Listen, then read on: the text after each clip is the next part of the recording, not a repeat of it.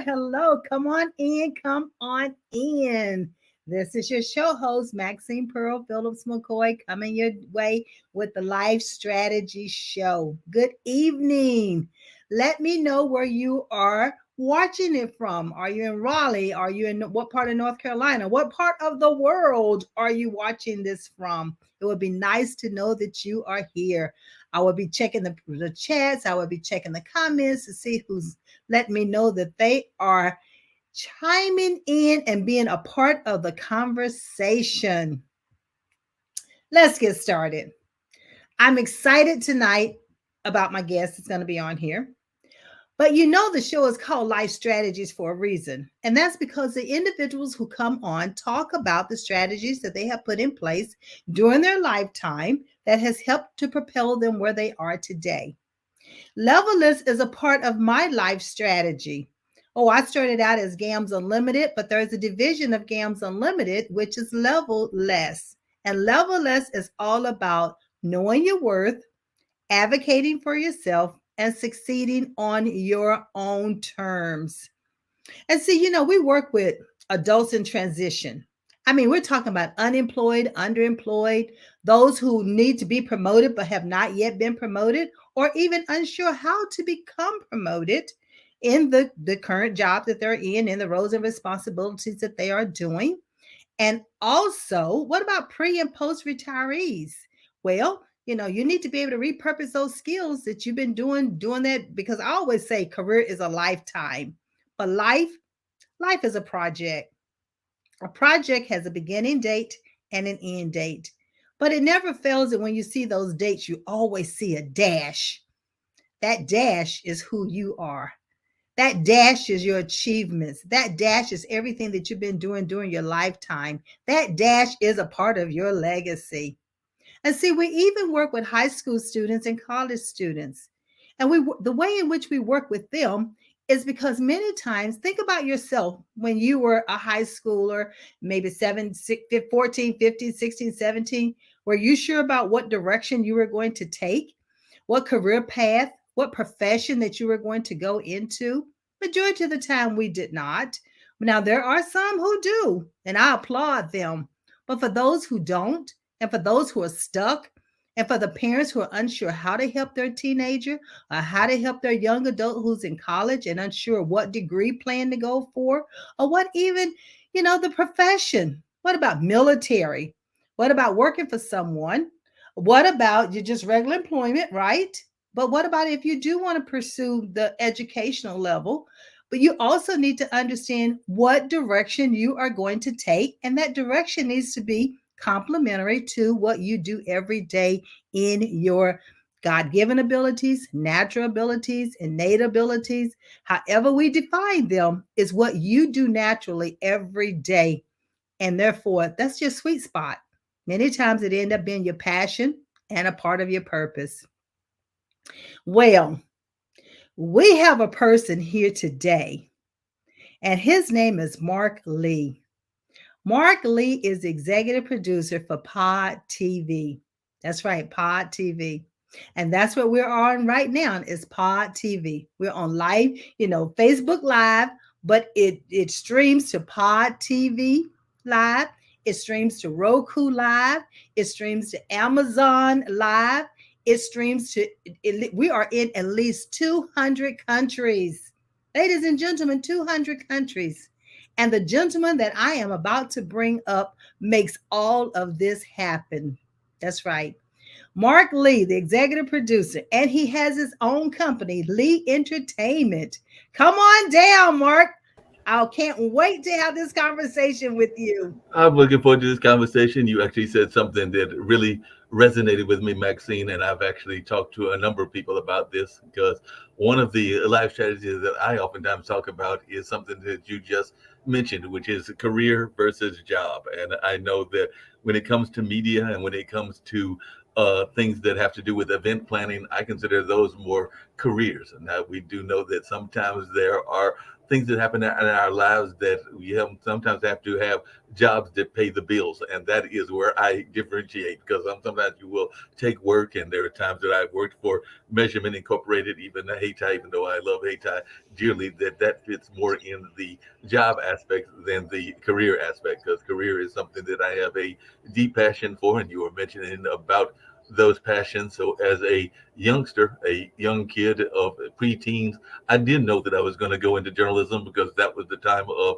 Watergate and all of that kind of stuff. So I was watching people like Walter Cronkite, and definitely uh, Bernstein, Carl Bernstein, and Woodward, and all of that, and saying, "Hey, this is something that I think that I would like to do." And there were parts of journalism that also interested me, where they dove into the lifestyle. And I'm not saying that I necessarily wanted to get involved in all the lifestyle choices that Hunter S. Thompson made, but he did something called Gonzo journalism, which you kind of immerse yourself in what you were covering. So he went to the Kentucky Derby. He also got involved in the Democratic Convention and a number of other things. And sometimes there might be some less than scrutable things that were going on in that space, and that's the reason that I didn't necessarily want to go full Gonzo, but I did admire some of the Gonzo journalism aspect, where you would put in your life into what was going on. So like you're part of the political realm, you would go into those realms and go into some of those backdoor meetings. If you were talking to people that were in the drug culture, you might put yourself in that drug culture. And that was something that was a little bit too far to the extreme for my liking, and all in that take. But I did have respect for folks that wanted to do that kind of investigative reporting. So it's something that I thought I wanted to do, and did get a degree in that from the proud University of Marquette, and all along those lines. All right, all right, all right. But listen, ladies and gentlemen, he's already dropped some platinum nuggets, because y'all know we go beyond, go beyond what gold, and we go all the way to the platinum. And so, Mark, you said a couple of things. You said, career versus job. And Yeah. that is so important, that individuals do understand that there is a distinct difference. Mhm.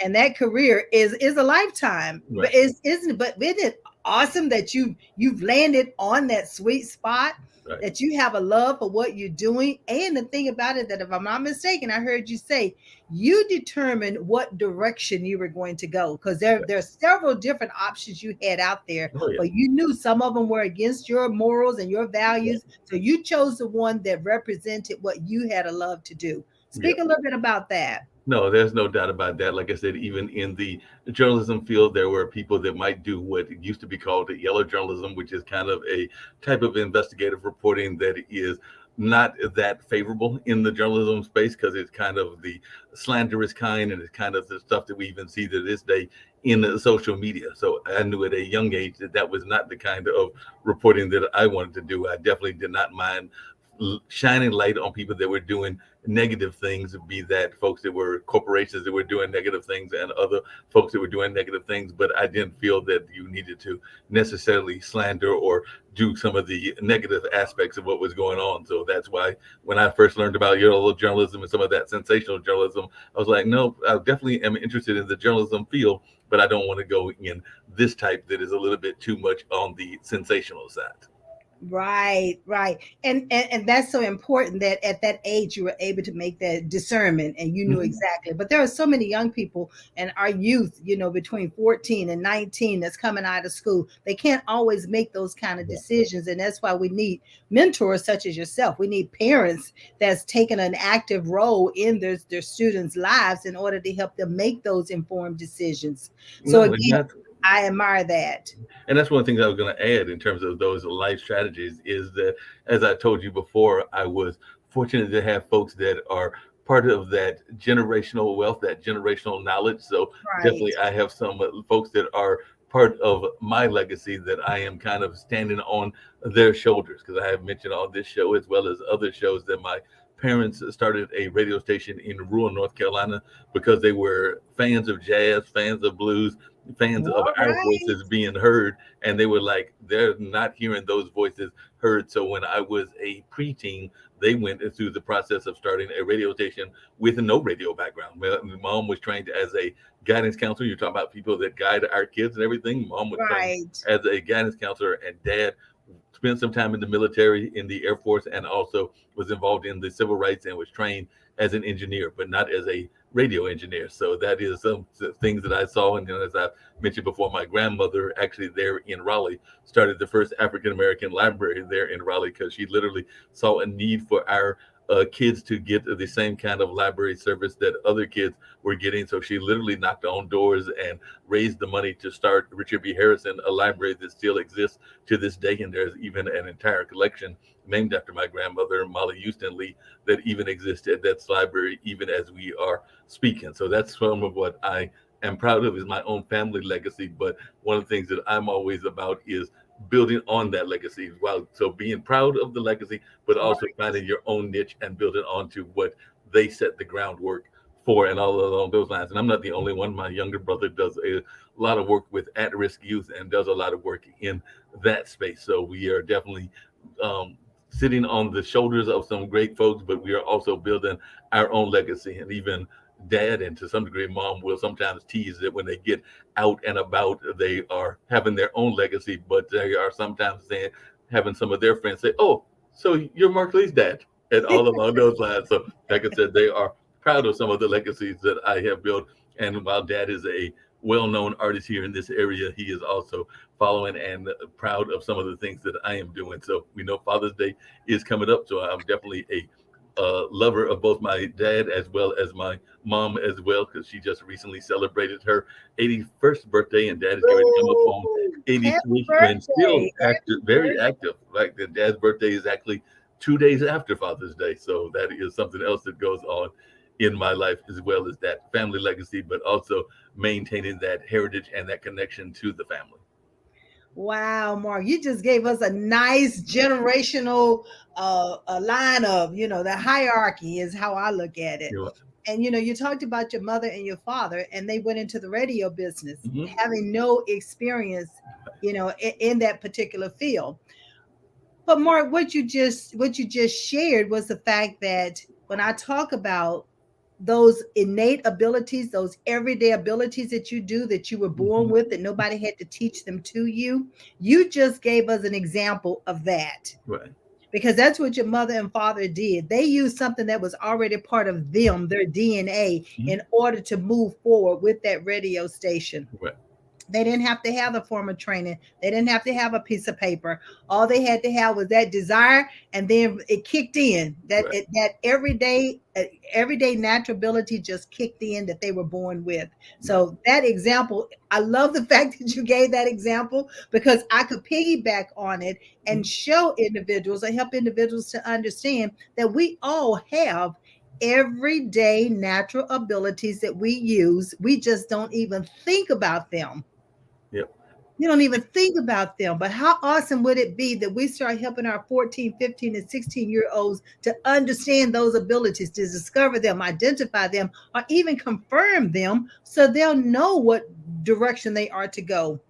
No, and ironically, you mentioned Pod TV earlier. One of the reasons that I really admire what Nick and Kim have done is when I think of their narrative and when they have shared with me their narrative, there is some parallels, because while they Yes, come from a different culture and definitely are not necessarily from the African American or other cultures along those lines, right. they definitely saw a need similar to what Need. we are talking about. So they saw this kind of needed that was not being addressed. So they had to try to approach some of the big corporations in terms of media, and we're given like some crazy hour, like at 2 a.m. when not many people are going to be watching stuff at 2 a.m., even if it's on PBS or on ABC or a number of other places that they had those dealings with. So when the pandemic was happening and when other things were going on, they were like, let's find a way to share our voices and to get some kind of perspective other than what we are hearing from the traditional media. So maybe some people from India or some people from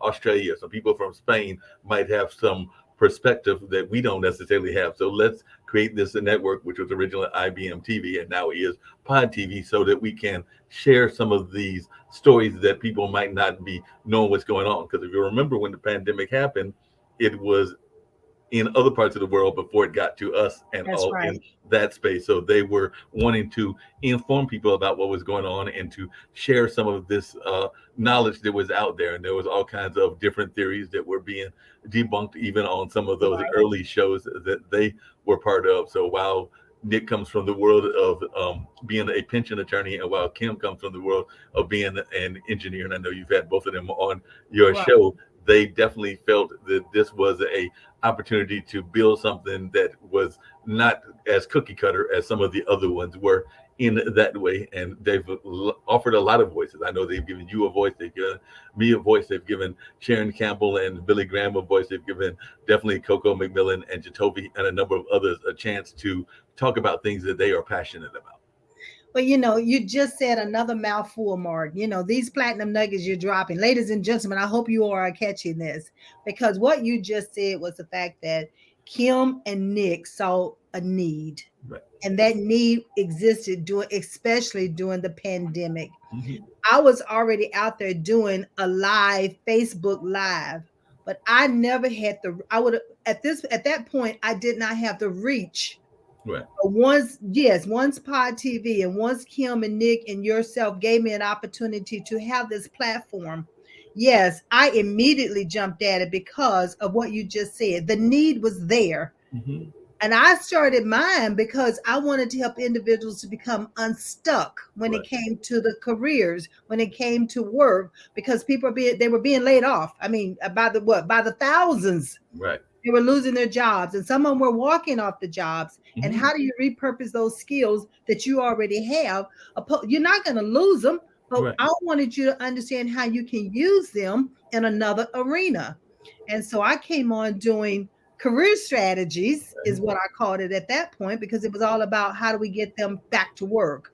But as it evolved, and you all gave me this platform, then it became life strategies, because I don't want it to focus just on career, because career is a lifetime, Right. but life is a project. So we need to understand that a part of life is to have a career. The other thing you mentioned when you first started sharing your story, you said that you do some of the things as a career and some of Mhm. the things as a job. Right. And one of the things that when I'm working with my clients, I help them to understand, you're right. Many times that job that you have is an 8 to 5, that is Mhm. your security blanket. It helps you to pay your mortgage and all those other expenses that you have. But I always say, but I want you to start going beyond that thought process. And I want you to look at your 5 to 8. So when you get off in the evening at 5 o'clock to 8 o'clock in the morning, what are you thinking about? How are you using that time? That's where you started using that passion, Right. becoming an entrepreneur, writing your business plan, getting as they say, getting your ducks in a row, Mhm. right? And so when an opportunity presents itself, or if the company says they no longer need your services, you have a plan B. Yeah. Always have that plan B. So I heard you say that, and I admire you for doing that, always having a plan B. Mhm. And we already know, with all the books that we read, Mark, how many streams of income do they tell us we need to have? They say you got to have multiple streams of income, and as you Thank were you. saying, that one of the things that was crossing my mind is as you know, am fortunate enough to have a lot of friends that are in the artistic field, and while they are doing what they call woodshedding in the terms of musicians and all that, and definitely fine tuning their skill, quite a few of them that I know are also having to work the gig economy. So they're having to go to work at DoorDash or Uber or Lyft or a number of other kinds of jobs Right. in order to maintain some money until that next step in their evolution comes along and they are able to make money solely on what they are passionate about. So sometimes you do have to step back and sometimes take jobs that are not necessarily what you are overly passionate about, but they help you get that nest egg that you need to do what you need to do. And ironically, sometimes they can find those connections, because a lot of what life is about, and it's something that I pride myself on being a part of, is that networking and that connectability. And I can't tell you how many of my friends that are in that space Yeah. have told me that they have run across potential clients, particular potential jobs, and potential this and that while they are actually doing those gig jobs, because there's no telling who you might pick up from an airport if you are in that space, or who you may deliver food to. And as you're having that conversation, you may find out that they are say an art collector, or they are a music producer, That's and that may right. be the person that can get you to that next level, whatever that next level is for you. And not only that, we talk about the degrees of separation, right? And it used Mhm. to be 6 degrees of separation, but that's because that was before the digital age. And that's definitely before AI. And now it's, I call it a half, yeah, a half distance between who you know, what you know, and so forth. So you can get that connection very fast. The other thing that, is important that individuals understand is to make every connection count. Yeah. Make it count, and don't always let it be about you. Ask the person, how can you help them? Not everything is what's in it for me, because if you're talking about building relationships, the best way to build a relationship is to ask a person, how can you help them? What is it that you can do to help them move what their agenda, to move their vision forward? I'm not saying take over. I'm not saying spend 5, 6, 10 years doing it. I'm saying you still need to know how you can help them move forward, because it could be just a simple connection that you need to make, and the connection could easily be on LinkedIn. No, LinkedIn is a wonderful tool. That's actually one of the places that I learned about this live streaming space at, and I'll definitely be mentioning the two folks. One that was on LinkedIn, the other was actually, I think, mostly on Facebook and YouTube, and I'll mention those in a minute. But one of the things that you brought up, Maxine, that I think is very important and can be a danger for a lot of folks, and I know that I have been guilty of it as well, is that we all have our own visions. We all have our own ambitions. We all have Mhm. our own things that we are very passionate about, but there can be a danger sometimes of letting other people's visions and other people's dreams be your vision and your dream, or that they Right. take over those visions and dreams. So that is one thing that I would urge young people to be cognizant of, is to make sure that if they are supporting somebody in their dreams, whether that is a friend that wants to be a basketball superstar, or a friend that wants to be a major chef or whatever, and maybe they're planning Mhm. to open a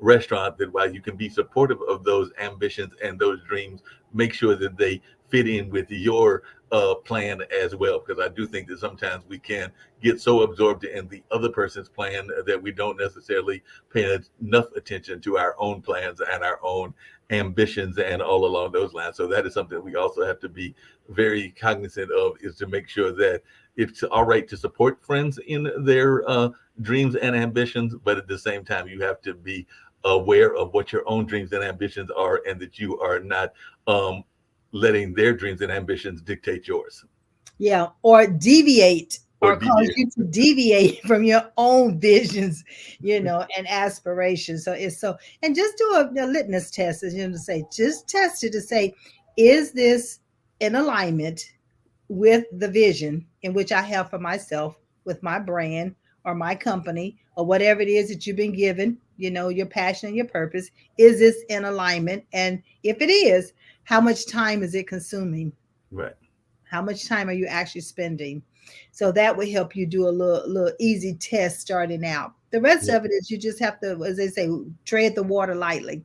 No, definitely have to do that and everything. I did wanted to mention, because we're talking about how folks get involved in this and everything. And Right. when it comes to radio, I was doing the radio as a youngster when my parents had that radio station. And one of the things I used to jokingly say, but I was only partially joking, was that when I went off to college, my mom would come and pick me up from the airport. And at that time, we didn't have all of this fancy internet devices and all of the phones and ways to get in touch with our friends and family. This was in the Right. early 80s. So, I mean, there was some of that stuff out, but it wasn't as prolific as it is on this particular day. So, mom would come and pick me up in the less developed RDU airport. It was still a nice airport, but it wasn't nearly what it is right now. And about halfway through our trip back, she would ask me, "So what are you doing now that you're back home?" And I would be like, it's not like I've called all my friends. I might have called one or two. So I don't really have any plans at this particular moment. And that is when mom would do what parents are very good at. I'm sure you've even done this with your own kids, Maxine, and everything, but they would do what I call the parental guilt trip. So mom would be like, "Well, I was at the station since like about 6 this morning. I did the news at 6 this morning. I came and did a lot of other work, some of the technology work, and some of the work that goes into making this station run, some of the office management stuff, and all along those lines. And then at around maybe, 4 o'clock, 5 o'clock, I came to pick you up, and now I've got to go back to the radio station, and I'm supposed to be on till about 9 o'clock or something along those lines. And then mom would do that for trying a dramatic pause, and then she'd be like,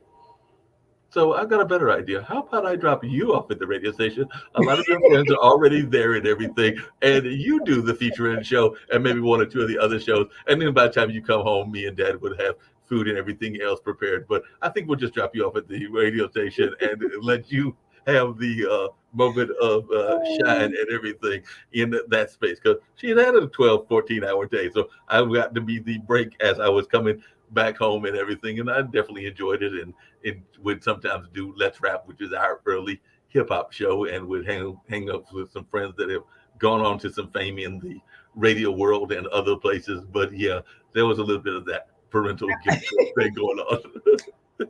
I love it. I love it how she just ease that on in, and that's why I say sometimes they say if you don't have plans, and somebody will make the plans for you. Exactly. That's why it's so important that you have some strategies and plans in place for yourself. Yeah, no doubt. But at the same token, your mom did, in a sense, she gave you experience, she gave you Right, exposure. right. And so by her dropping you off and allowing you to start getting your feet wet in this industry, look at where you are now and look at what you're doing with that experience, and the confidence level. It was a Oh yeah. confidence boost. Oh, there's no doubt about that. And I know that there have been opportunities, whether it is in the newspaper field or because I also worked at a newspaper, worked at the Carolinian when I first got out of school and worked at the Boca Raton News. So I've definitely worked in newspapers. I've even dabbled with a couple of interviews with Black Issues Forum and other in that television space, and even helped a friend with a couple of friends with some movies. So I have dabbled in most of the media that exist in one form or fashion or another. But that being said, it has given me the ability to talk to just about anybody. So just here on Pod TV, I've interviewed Michael Learned, who was on the Waltons. I've interviewed Ira David Woods, and definitely even in my life outside of Pod TV, I had the pleasure of doing an interview with Gary Hart when he was running for president way back when, and all along those lines. So that is something that we are all doing in that sense and in that way. So I'm gonna have to do a quick commercial break, and then we'll be right back in a Right. matter of a minute or so. And I'm gonna share some of my inspiration, folks, that have helped that I mentioned in a minute ago and all along those lines. So if you hold on, we're gonna Sounds go good. to a quick commercial break and hear about some of these life strategies that you have been talking about as well. I am Maxine Phillips, Chief Learning Officer of Level Less, a learning-based coaching company that partners with parents to empower teens to create a strategy for succeeding in life. Are you overwhelmed or feel stuck when your teen is undecided about selecting a career path? Our college and career program provides assessments, individualized coaching, and workshops to help teens identify their unique purpose and select a profession that complements their strengths. Call us.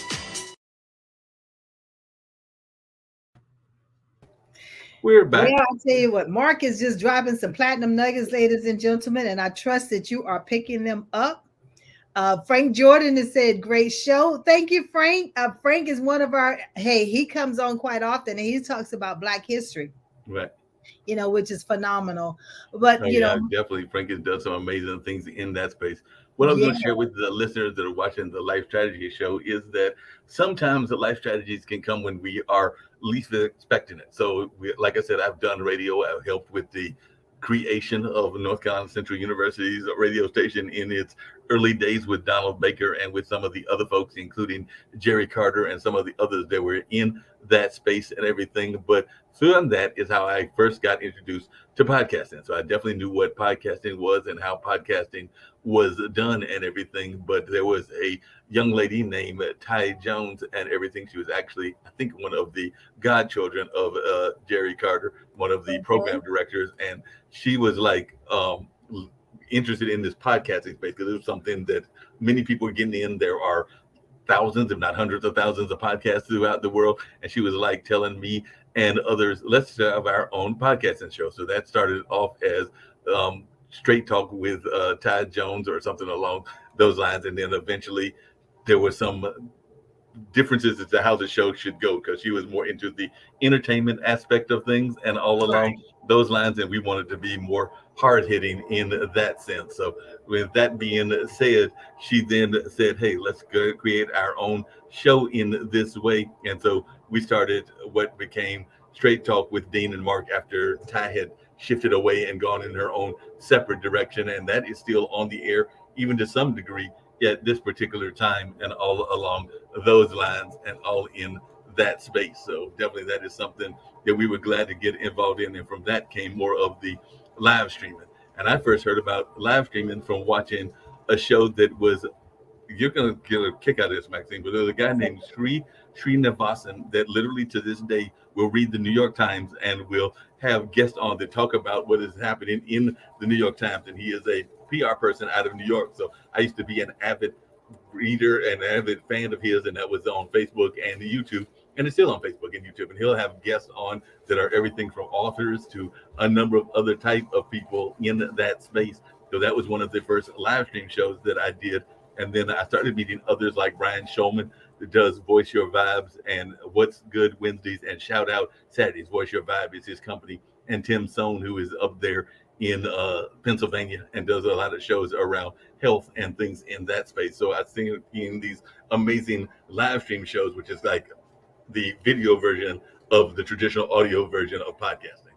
Well, that's going to bring us to start talking about the difference in these different types of podcasts. But we got Sharon Campbell who's watching, and Yep. Sharon comes on Tuesdays at 6 o'clock, I think, 6 or 7. 7 o'clock. 7 o'clock. So y'all need to make sure that you watch the Sharon Campbell with Prosper's the purpose of wait a minute, Sharon, give me the right name.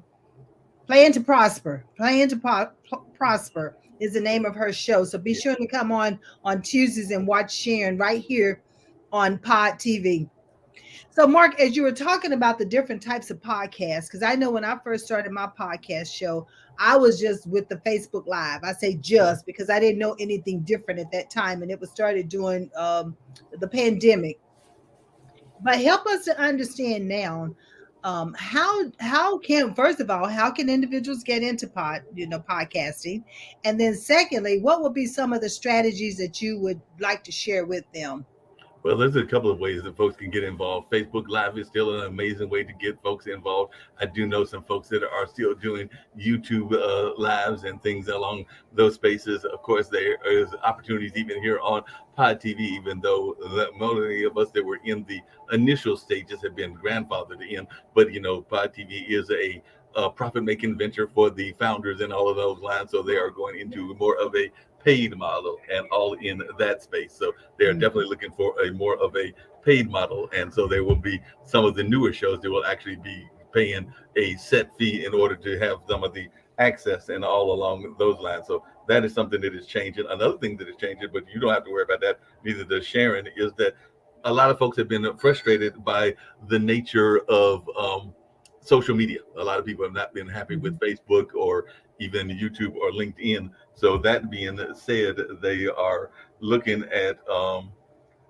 a way to get more of those shows out. So they have created Pod TV Chatter. So Pod TV Chatter is a way that folks can do their social media and all along those lines and all in that space. So don't have a commercial break, but I'm going to turn it over to you for a second, but I'll be right back, and we'll be continuing this conversation in just a minute or two.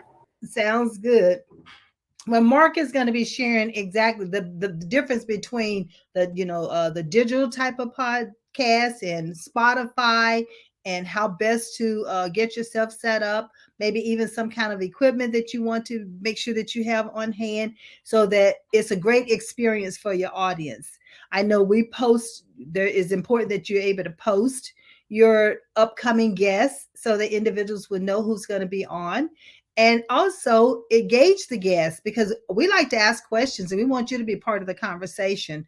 So if you have a question, go on and put it in the chat. We'll be able to see it, and we'll run it across our banner to let the audience, or those who are viewing, also see it.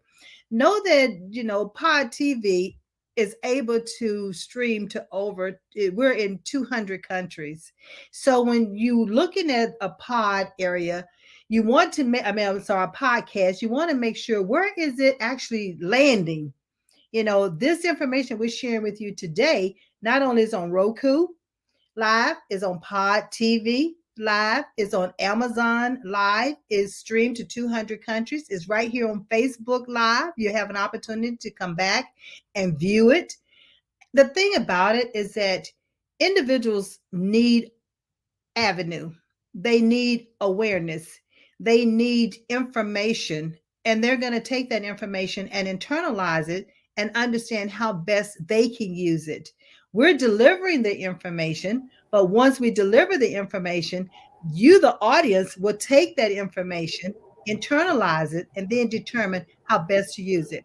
So the Well, I have difference. some news for both you and Sharon and other Oh, what folks you that got? are What you got? watching that What are very you much interested in this space and everything is that there is different platforms that you can use. So, like I said, I have used Blog Talk Radio to do the traditional podcast, and I've also used Anchor with my friend Dean Geronimo and others in that space. But I also had a Spreaker account and was using Spreaker as a tool for slight monetization, and I do mean slight monetization, and also a tool to use as a distribution tool. So it had been laying dormant for a while. So after seeing what we were doing on Pod TV and everything, I was like, hey, there's got to be a way that we can get our stuff on audio as well. So I reactivated my Spreaker account and several of the shows, including definitely I've got the online dinner party. I think I've got your shows. Matter of fact, I've got both you and Sharon's show, and I need to upload some of those episodes. But there are opportunities for folks that are into the more traditional method of hearing podcasting, meaning that they're used to hearing it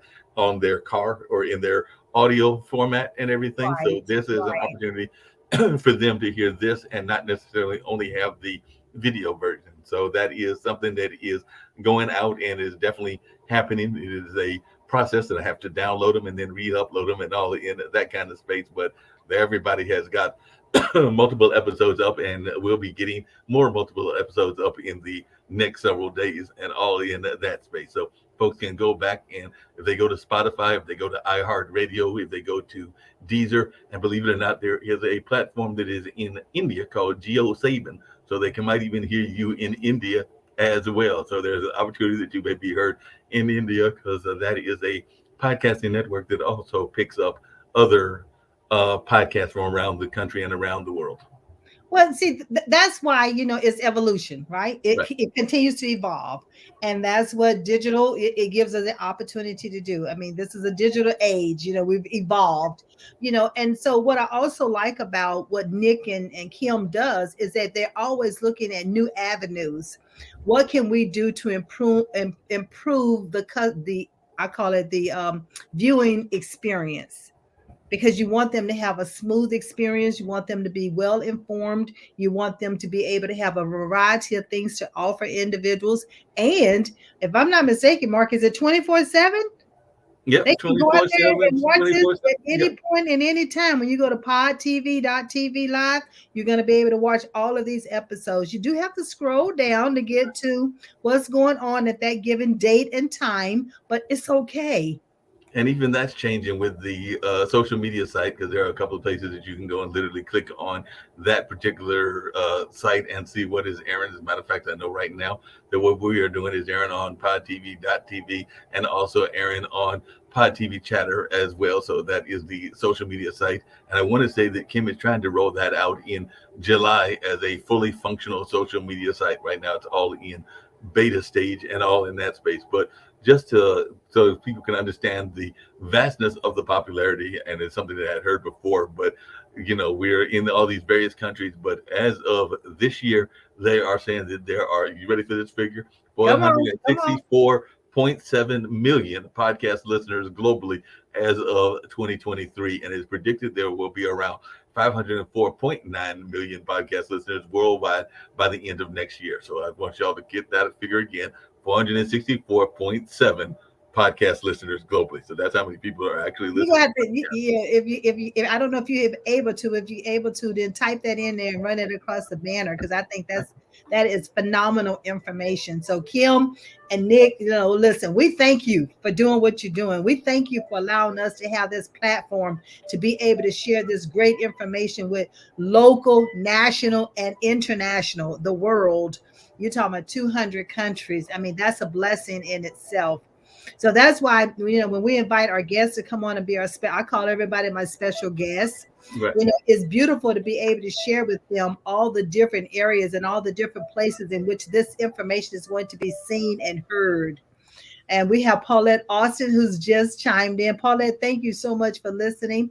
Mark is putting these figures on the banner so Right. that you all can see the how it's impacting the world.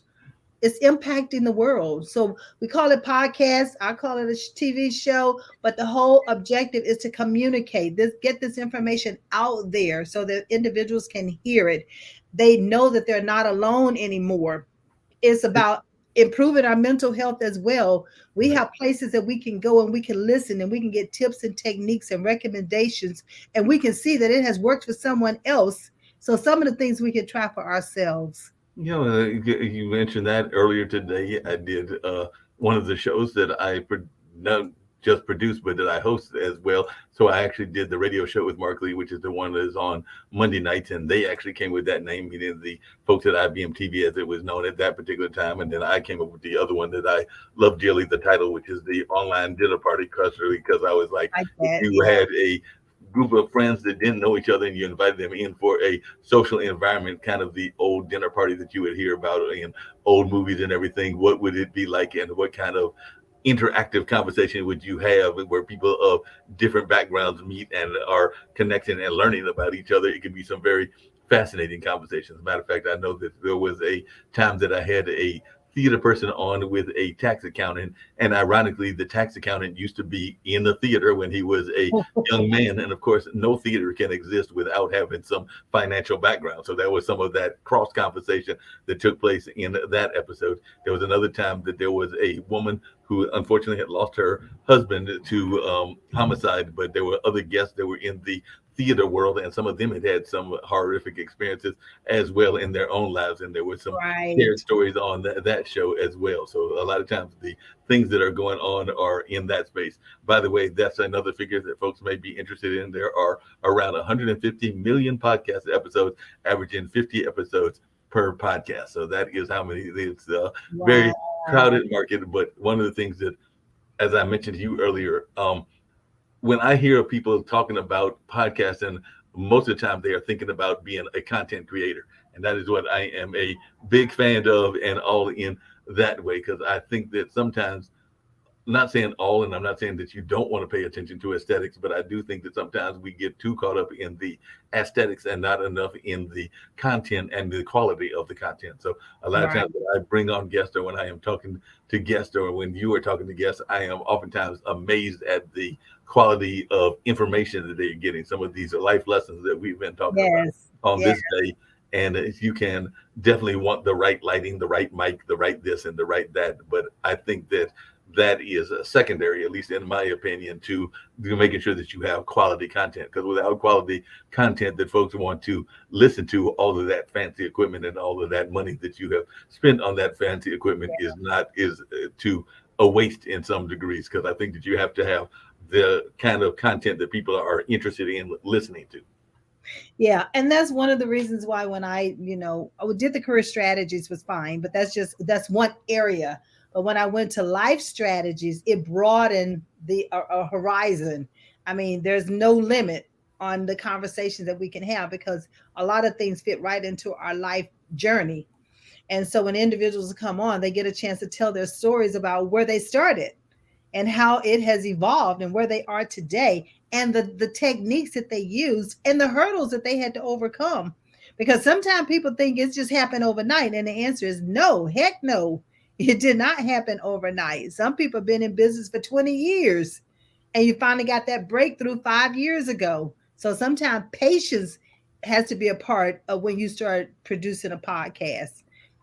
What are your thoughts on that? No, definitely patience is very important. You definitely have to be very patient. Make sure that you are having a strategy. Strategy is very important because you have to have a strategy in the way that you are handling the podcast. So I think that just like a business plan, you need to have a podcast plan as well, because a lot of people are in a very crowded market. Because that's one of the things I was going to mention, is that they're just on Apple Podcasts. There are nearly 2.5 million podcasts listed in Apple Podcasts, but only around 450,000 of those podcasts are active. So you do have a lot of folks that are caught up in the shine or the kind of the celebrity aspect of being a Right. podcaster, but are they really in it for the long haul? And I think most of the folks that are involved in this network are in it for the long haul, even though we've had a few that were not as in the long haul as some of the others. But I think that the vast majority are trying to be in it for the long haul and are trying to bring some quality content. But there are a lot of folks that see that they're into it for the celebrity aspect and aren't necessarily trying to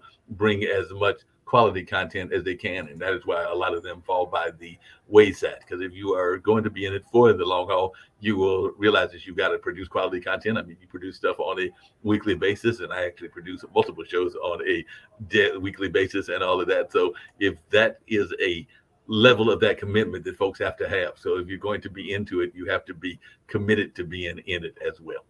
I love that. I love that. So, a strategy that you just shared is the commitment aspect. Right. Yes, the content is critical. Mm-hmm. Content is critical, and the commitment behind it. Right. And so, when you bring your guests on, again, does the guest align with what your purpose of the podcast is about as well?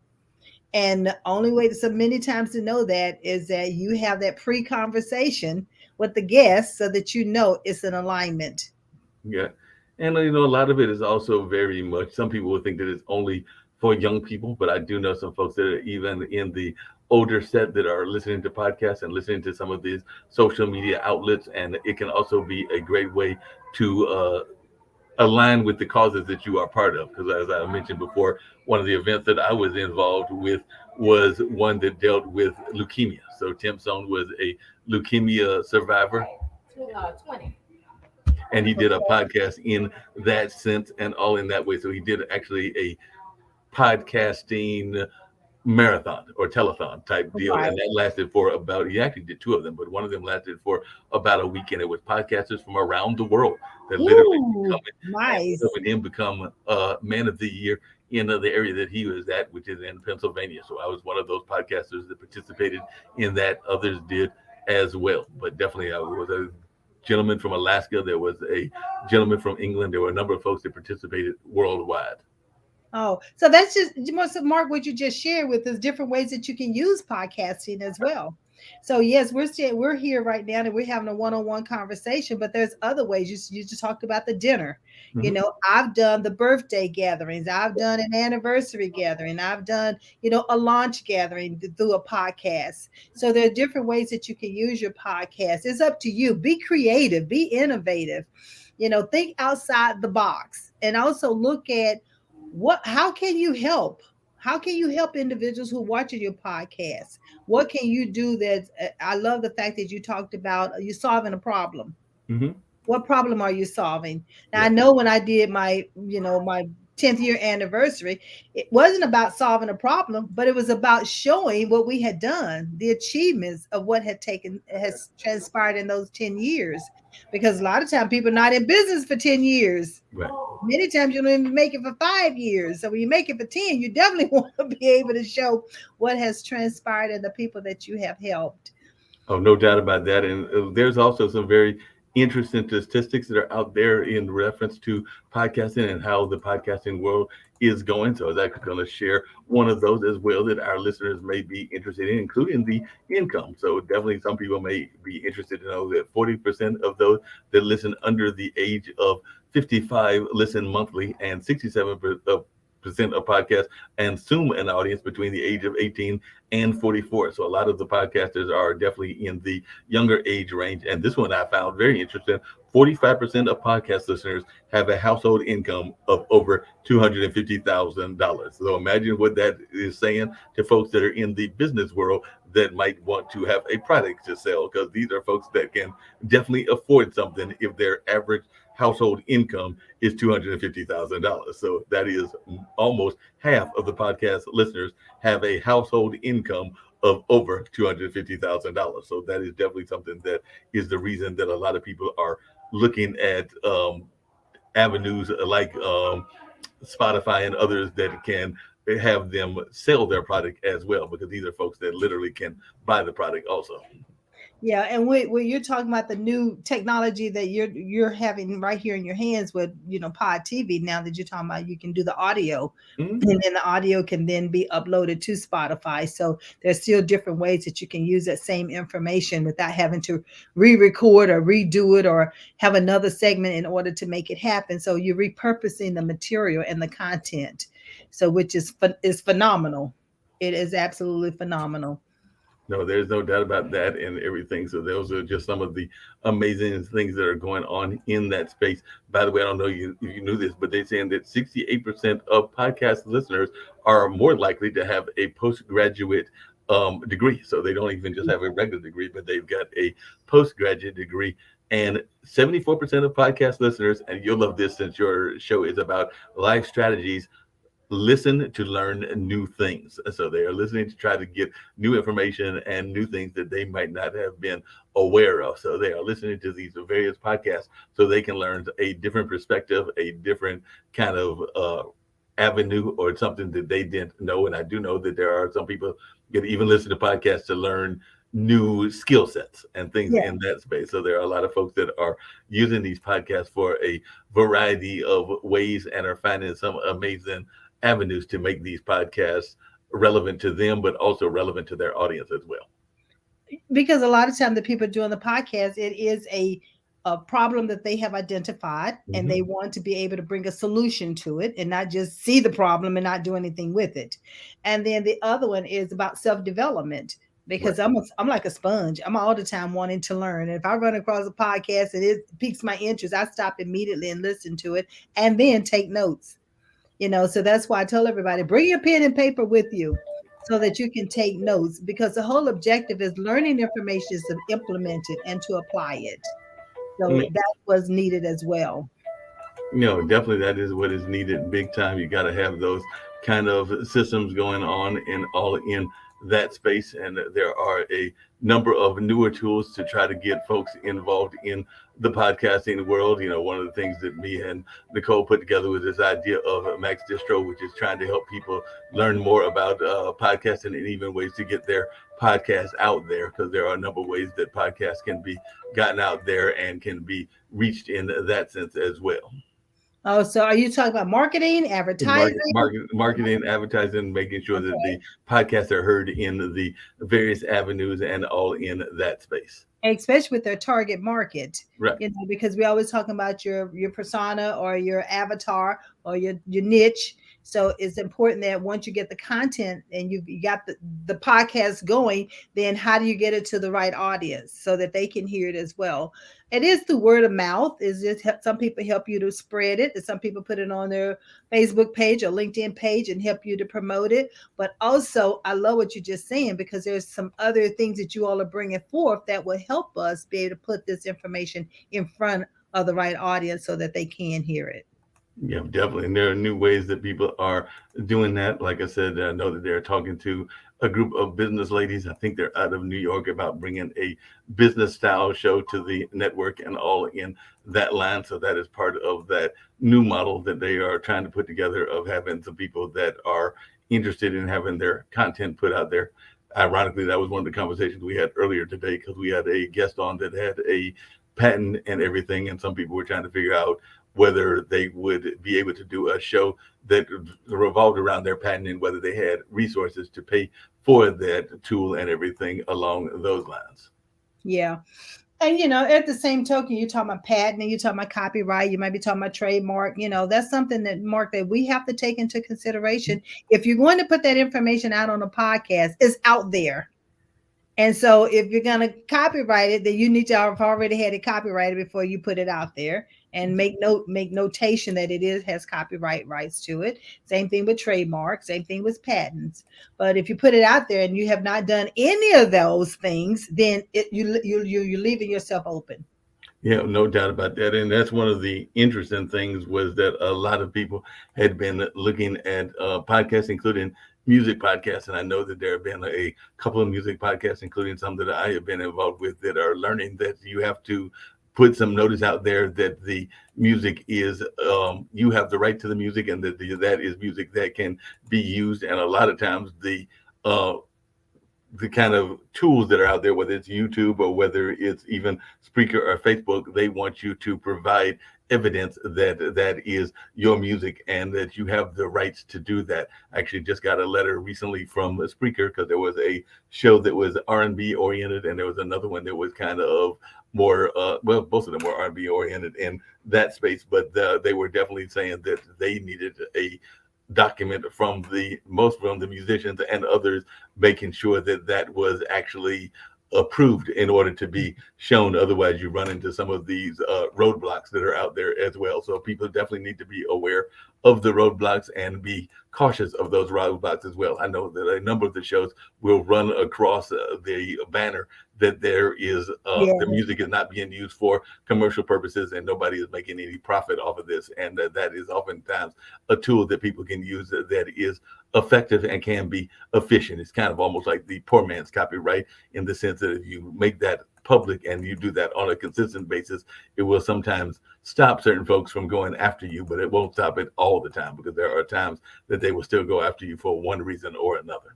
And let's be fair about it, let's be legal about it. Right. So, if whatever you do, if you're being honest about it, then do it the right way. It's just simple Exactly. as that. Just simple as that. Because a lot of people spend a lot of money and time in order to get where they are to do what they've done. So the last thing we want to do is not give credit where credit is due. Right. So that's another thing about podcasts is that keep it legal. Right. All I can say, just be honest, just keep it legal. And that way it keeps us out a whole lot of hot water. Yep, definitely have to do that. And, if you are doing certain podcasts that are in certain fields, make sure that you are being above board and everything. Because one of the things that I am not a big fan of, and I mentioned it before, some people are, is I am not a big fan of scripted questions. I don't mind questions that are used as a guidance, and I've even got some from podcast guests and other services that I use that they may give you a guidance tool, but I try to stay away from scripted content just because I find that it is not as natural and it is not as informational in my sense as some of those that are very scripted. So I'm not a big fan of overly scripted kind of a podcast in that sense, and I am totally not a fan, even though there are some people that are in this lane of what I call paid guests, because a lot of times there are people that will come on shows and want a certain amount of money and all in that space and all in that kind of way. And I run away from those kind of folks because I am not trying to put myself in that jeopardy. And a lot of the services that I use, like podcast guests, will tell you that they are not fans of either the podcaster being paid or the guest being paid. So that is something you also have to be cautious of as well. But one of the things, Mark, is my understanding that we'd like to see happen here at Pod TV is advertisement. Yes. We'd like to have individuals that come on, that our guests that come on and maybe advertise, along while they're here. And that is a fee for advertisement. Right. So that's an option, that our guests are be able to select from as well. That is very much the case because any business, and particularly a business that is in media, it is oftentimes the advertisement. It is how they are able to stay alive. And that doesn't matter whether it is newspapers or whether it is the radio or television or a number of other things as well. So definitely it is something that we need to be aware of, is that most media is a business at the end of the day as well. So definitely you have to have sources of revenue in order to stay afloat. Exactly. Well, we had Patty Williams with us, and she said thanks. She enjoyed the show. So the information has been very, very received. Thank Mark. I just want to thank you so much, Mark, for coming on and talking about podcasts, because I know when I first started my podcast, I was very nervous about it. Really didn't know what I was doing. And I had someone to challenge me and said, Maxine, you have so much information on careers and helping individuals to get their career path going in the profession to choose. Why not do a podcast? And I said, okay, let's try it. I went on and talked for about 3 minutes. And next thing I know, I said, meet me back here next week at the same time. And I've been here for 3 years now. So you just never know how it's going to end up happening. But the most important thing is look at your content and be willing to help others. Be willing to share your wisdom. So Mark, give us some closing strategy, or tell individuals how they can reach out to you.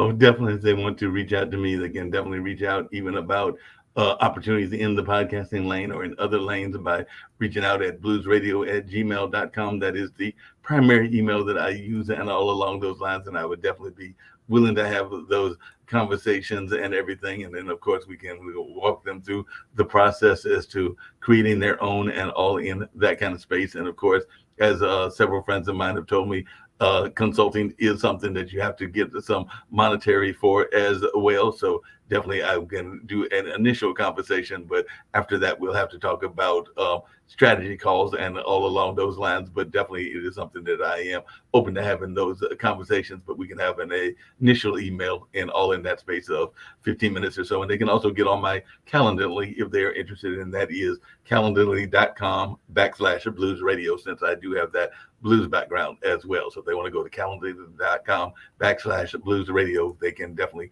book a Calendly session, and we can try to find ways to have some rewards coming to even some new shows and all in that space, because I know the network is trying to find new content. And of course, I'm always willing to have those conversations and help people get their visions aligned and all of that. And there's things that I don't know, and I admit that I don't know, but I have friends in my allegiance that know those a lot better than I do. So I would never claim to be the one that knows about AI or any of those kind of things, but I do have friends that are in that space that can have those conversations much greater than I can. All right. Well, you've heard it right here. You've given you his contact information. Just know that same thing with Levelist. We're here to work with those professions in transition and our students, which are high school and college students who are still undecided or need direction on what is the best career path for their innate or natural abilities that they do every day. Reach out to me at levelistco.com. Let's get you started. Parents and students, we're ready for you. And those who are in professionals and those who are unsure even how to get promoted, let us get you that promotion. So this is going to do it for us this evening. Marc, again, thank you for being here. Executive producer, PODTV.tv. And the Marc Lee, the Lee Entertainment. Yes. So I appreciate you. This is Maxine Phillips, your host with the Maxine Phillips Life Strategy Show. I'm calling it an evening, but know one thing. I believe in you, and I trust you believe in yourself. So have a great day.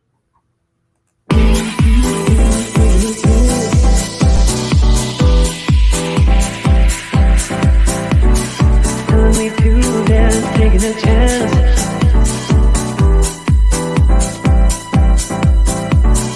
Telling me to dance, taking a chance.